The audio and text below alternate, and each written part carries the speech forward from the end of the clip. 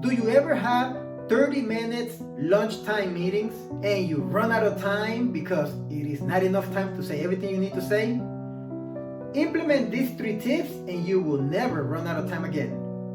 In this video, I will share with you 3 changes you gotta implement so that you will not run out of time when you have these 30-minute lunchtime meetings.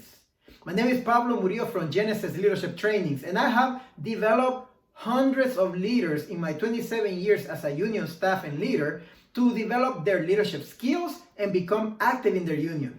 If you find this video useful, send me a message over Messenger with the words, "Send me PDF," and I will send you a document to help you develop your leadership skills and become the best union leader that you can be. This video will help you learn 3 things that you must do to make sure you don't run out of time in your 30-minute lunchtime meetings and be able to get to your call of action. So let's get into it. This is how you do it right now. I know that some unions do not offer food for lunchtime meetings, so I know other unions do. I think it's a good idea to offer food because if I am a worker and I have to pick between going to the union meeting and going to have lunch, I'm gonna go have lunch instead because I can be hungry the whole rest of the day.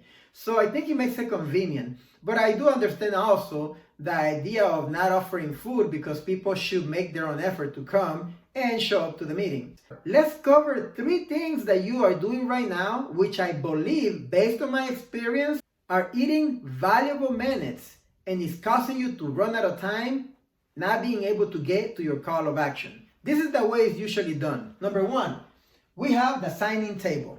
Usually there is the door where you come into the room, and then we have the sign-in sheet, right? And people come in, they start signing in. Right next to it, there is the materials table. And usually on the materials table, you have flyers for Magic Mountain, insurance providers, all kinds of different things, right? Discount tickets, etc. And then after the materials table, there is the food table where people get their lunch. And then after that, people take a seat. What happens usually is that people start coming into the room, they start signing in, then they get their materials, then they get their food. Within the first 5 minutes, people are coming in and they start making a line, and the line starts going out of the room. Have you ever seen that? Of course you have.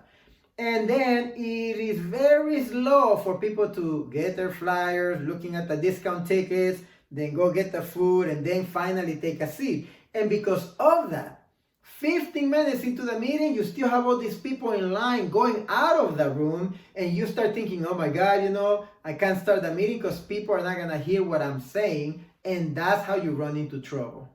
So the key is to rearrange those 3 tables and make sure that we use what is necessary so that we can leverage the time to be able to disseminate our message. So this is what I need you to do, which works perfectly.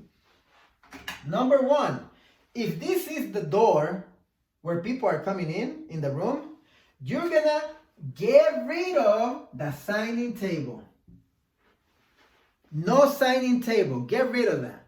Instead, have 3 to 4 clipboards hidden away somewhere in the room, and you're gonna pass those out later for people to sign in once they take a seat. So get rid of the signing table, because the signing table is the first blockage or obstacle, if you will, that starts creating that line that goes out of the room. Get rid of the signing table.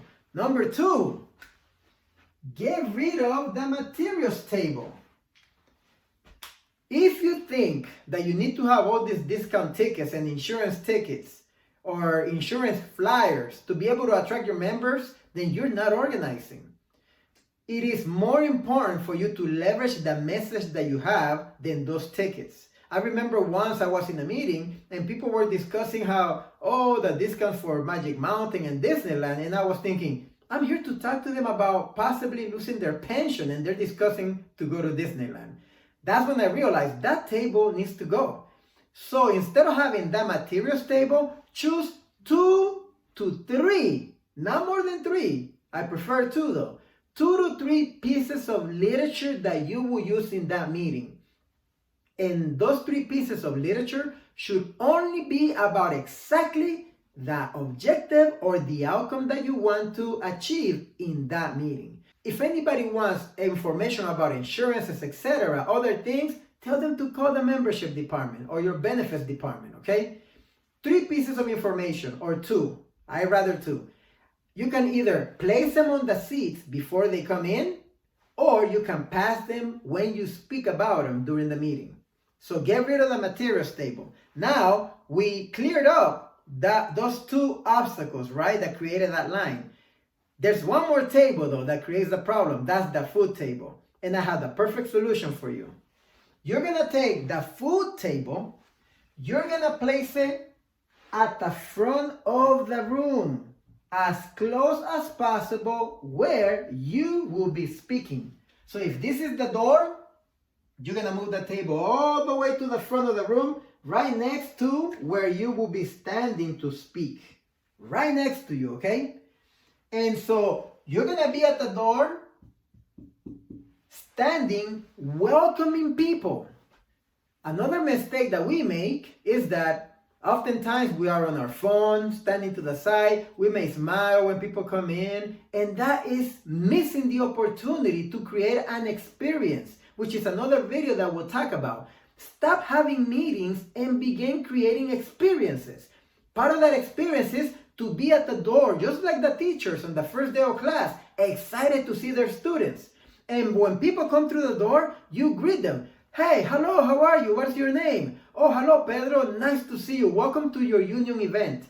Please come on in, take your food, and once you sit down, I will pass the sign-in sheet. Guess what they do? You won't believe what they do.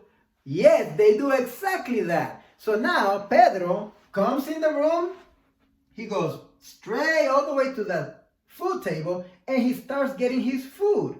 After he gets his food, he comes and takes a seat.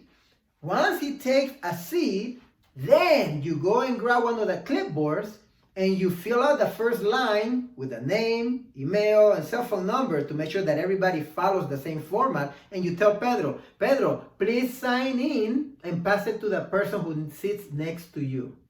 And now you have avoided all these obstacles that eat up your whole time during the meeting. You see that? The other bonus that I noticed is this. When you put the food table at the front where you're speaking, once you begin speaking, a lot of people hurry up and get their food quicker and sit down because they don't want to be next to you when you're speaking.